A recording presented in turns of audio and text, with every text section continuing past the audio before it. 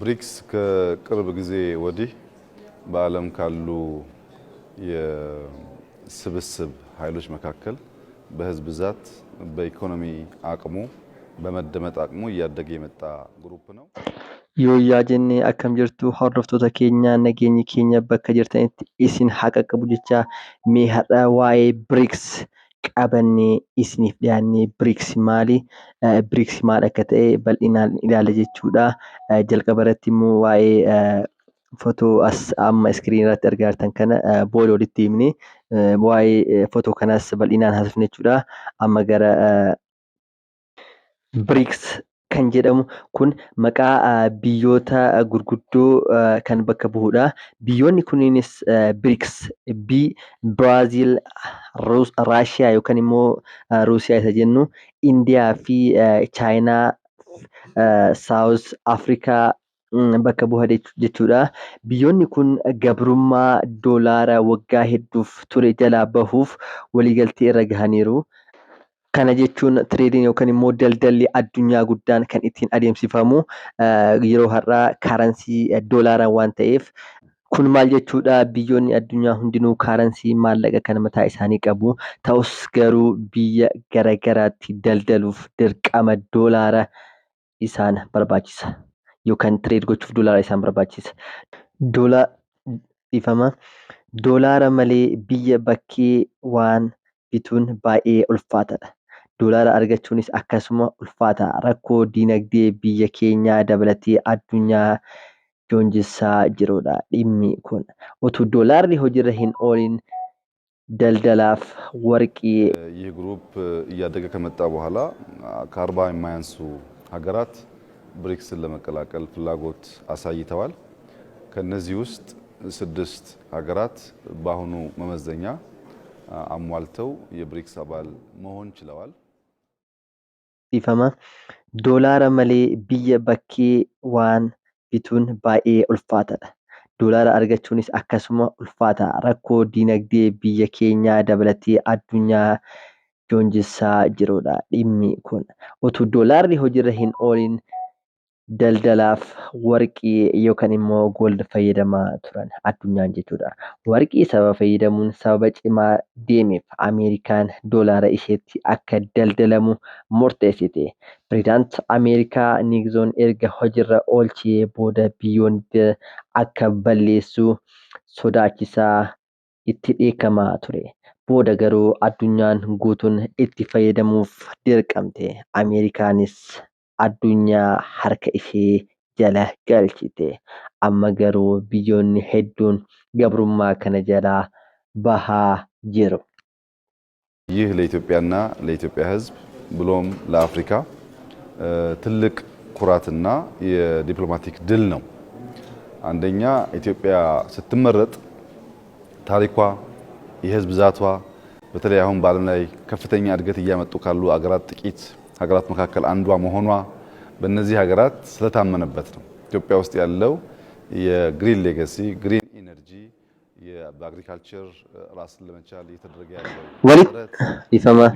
walitti dhufeenyi BRICS jedhamu kun erga dhaabbatee kaayyoon isaanii keessaa tokko doolaara mataa isaanii hojii irra oolchuudha. Doolaarri BRICS kun tokko isaa doolaara Ameerikaa yookaan immoo USD 55 bita. Kana jechuun BRICS tokko doolaara Ameerikaa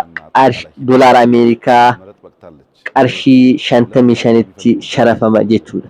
Kun gatii doolaara qabu ture gadi darbate yookaan immoo gadi kuffisa jechuudha. Garee BRICS kan biyyoonni 40 ol ta'an miseensa ta'uudhaaf galmaa'aniiru. Kun akkuma muummichi keenya jedhe Itoophiyaanis biyya keenya illee Itoophiyaan biyyi keenya illee miseensa jalqabaa ta'uudhaan filatamtee jirti. ይህ ለኢትዮጵያና ለኢትዮጵያ ሕዝብ ብሎም ለአፍሪካ ትልቅ ኩራትና የዲፕሎማቲክ ድል ነው።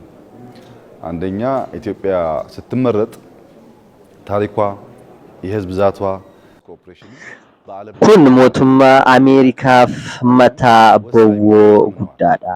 Akka dura biyyoota akka Raashiyaa fi Chaayinaa nan rukuta jechuun hin dandeessu. Biyyoonni kun niikuleerii jajjabaa yookaan niikuleer wiipoon meeshaa niikuleera guddaa sababa qabaniif lolli Yuukireen keessa jirullee mootummaa Raashiyaa dadhabsiisuuf utuu Raashiyaa rukutamtee Ameerikaan addunyaa dhuunfatti. Kun immoo kaayyoo isaanii akka barbaadanitti raawwatu. Garuu biyyoonni amma waliigalan kana booda bulchiinsa Ameerikaa jalaa bahaniiru. Maaliifii gamtaa guddaa fi biyyoota guddaa addunyaa kanaa walitti dabalamaa biyyoota ikoonomiidhaanis hedduu ol adeemaa jiranii fi guddataa jiran waan ta'eef kana booda gabrummaa Ameerikaa jalatti ni deebi'an jedhanii shakkuun ni ulfaata. Maaliifii biyyoonni kunneen biyyoota akka Indiyaa, Raashiyaa, Chaayinaa fi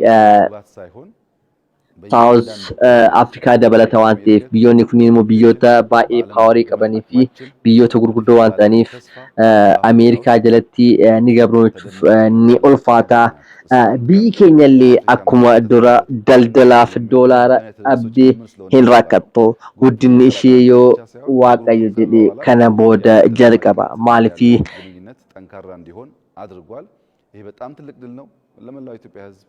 እንኳን ደስ ያላችሁ፣ እንኳን ደስ ያለን ማለት ፈልጋለሁ። ይቀጥላል። ኢትዮጵያ ተደጋጋሚ እንዳልኩት ትበለጽጋለች። የአፍሪካ ፓወር ሃውስ ትሆናለች።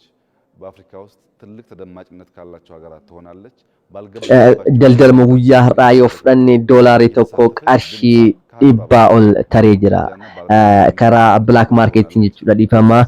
Karaa baankitiin 53 kunuyyuu biyya keenyaaf yookaan immoo daldala keenyaaf baay'ee kufaatii guddaa waan ta'eef kana booda garuu sababuma BRICS yookaan immoo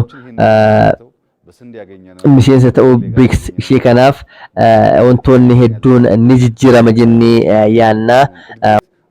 Walumaan kan laallu ta'a. Hordoftoota keenya jalqaba irratti waa'ee piikcharii tokko isinii ture.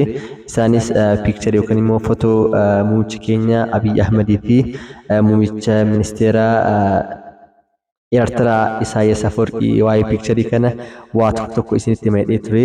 Garuu ammaaf bichi seekiriitiidhaan qabamee jira waan ta'eef viidiyoo itti aanutti yookaan immoo boruu qabadhee bal'inaan haasaa isaan waa'ee isaan haasanii fi haasaa isaan jidduutti adeemsifame qabadhee kan isiniif tusaa. Nagaaf naa turaa, galatooma.